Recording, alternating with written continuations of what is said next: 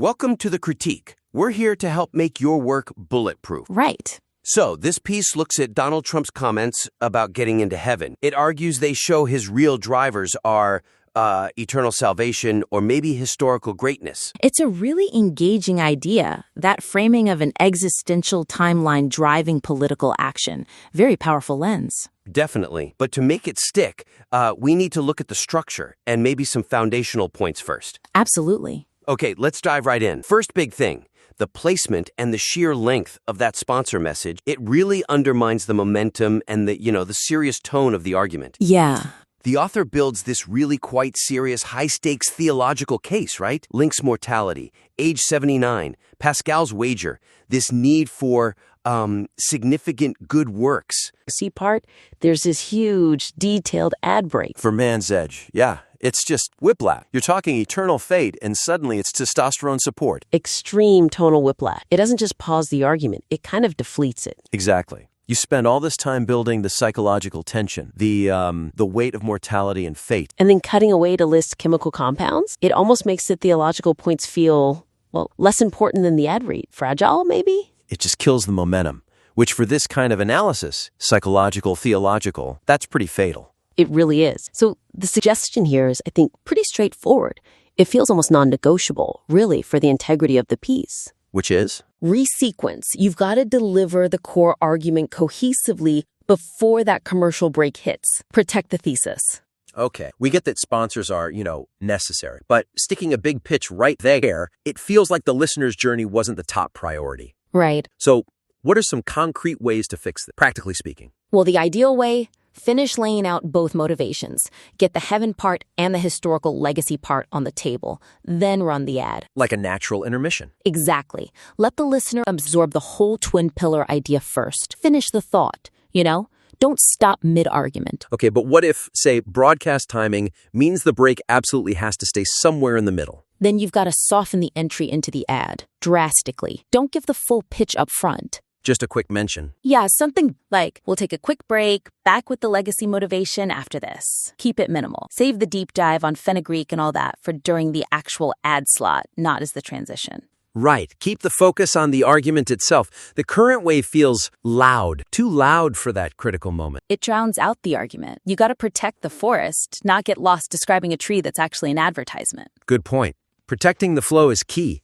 Okay, so let's shift to the intellectual foundation, because even with perfect structure, the main premise has to be solid. Exactly, which brings us to the second critique. The piece makes quite a big leap, foundationally speaking. It asserts Trump's adopted this specifically Catholic good works theology. And that needs stronger backing, right? Yeah, much stronger. Biographical, theological, something. Because the analysis really hinges on this idea that Trump, raised Presbyterian, non-denominational now, believes he needs these fantastically good works for forgiveness.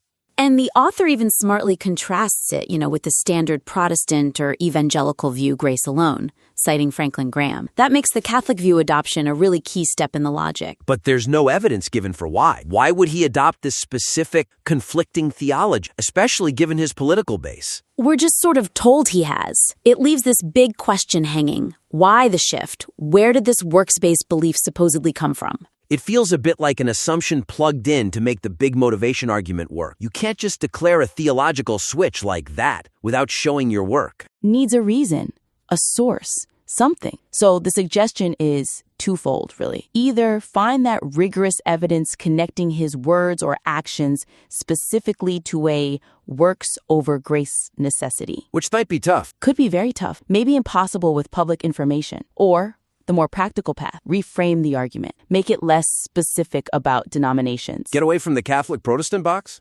Exactly. That seems like the most actionable fix here. But does reframing it lose something? Does it make the analysis less sharp if we don't pinpoint a specific theology? Actually, I think it makes it stronger, more defensible, instead of getting bogged down in doctrinal debates, which feels speculative here. You focus on something else. Yeah, you lean into what the author already hints at, that this drive for good works might just be a, quote, natural impulse, something many people feel facing mortality. Ah, like a generalized existential thing? A kind of reckoning? Precisely. Think Pascal's wager, but applied more broadly to how someone wants to square their life's ledger as time runs out. It's a universal human thing, less about specific church doctrine. So focus on the human impulse, not a specific theological label. Yes. And then you show how his actions fit that. Okay, how would that look? The examples? Well, you'd connect his actions, the focus on peace treaties, saying he's saving 7,000 people a week, maybe even big cultural fights, connect those to that generalized urge, the need to perform big, visible, arguably good deeds. Got it. So it shifts from, did he adopt Catholic doctrine, which is questionable? Right. Does a man in his position, facing his mortality, feel a need to demonstrate grand achievements for legacy or peace of mind, which feels much more grounded? Much more robust, and probably more relatable for the audience, too. It sidesteps the need for theological mind reading. That's a really strong reframe. Okay, let's talk about the third piece then. This involves evidence that seems to contradict the main thesis. Right. This is about integrating contradictory evidence, specifically the joke comment. So, the topic sentence here, the analysis would be much stronger if it robustly integrated and explained why Trump later walked back his serious comments, calling them a joke. Because the piece does mention it. It notes that Peter Doocy asked him, and Trump sort of shrugged it off, said it was a little cute, and, crucially, I don't think there's anything going to get me in hell then. Yeah, and the author notes that, but then kind of quickly dismisses, says something like, I don't actually think he was joking, to keep the original serious motivation thesis intact. But you can't just do that, right? Especially not with this figure. A retraction, a walkback. That's not just noise, it's data. It's a strategic move itself. If the first comment was, as someone noted, refreshingly honest and potentially useful politically, why undermine it by calling it a joke later? Ignoring that why feels like a missed opportunity. It treats the retraction as like a mistake or an irrelevant blip, but it should be analyzed as part of the same strategy. Understanding the deepest motivations means understanding the public maneuvering too. Okay, so how does the author integrate it? What's the concrete suggestion? How do you connect the seriousness and the joke? You explore the political usefulness of that retraction. Why use humor or self-deprecation there? Could it be a hedge? A hedge against what? Against vulnerability, maybe. Or theological criticism. Think about the audience. Saying seriously you're trying to get into heaven might play well with conservative Christians. But could be ridiculed by opponents, atheists, the secular crowd. Exactly. So maybe the joke is strategic. Analyze it through that other lens, the greatest president legacy motivation. Does joking about his own salvation help or hurt how future generations might see him? Interesting. It almost lets him have it both ways, doesn't it? The initial serious comment lands with the intended religious audience, who probably still believe the sentiment was genuine. Yeah. But the later joke comment shields him from mockery or criticism from others. They can dismiss it as just him being provocative. It's a potential win-win, politically speaking, a hedging strategy. The analysis needs to wrestle with that possibility, that the seriousness and the joking aren't contradictory. They're two sides of the same coin. One is the maybe real motivation, the other is the political armor. Precisely.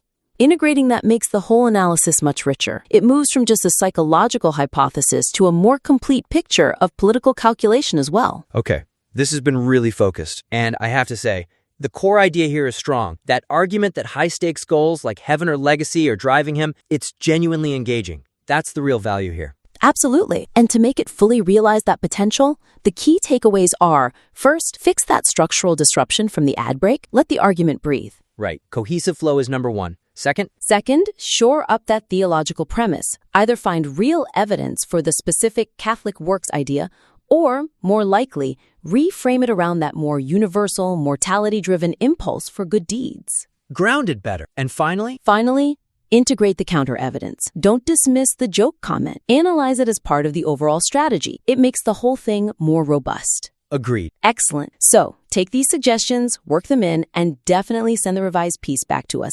We'd love to see where it goes.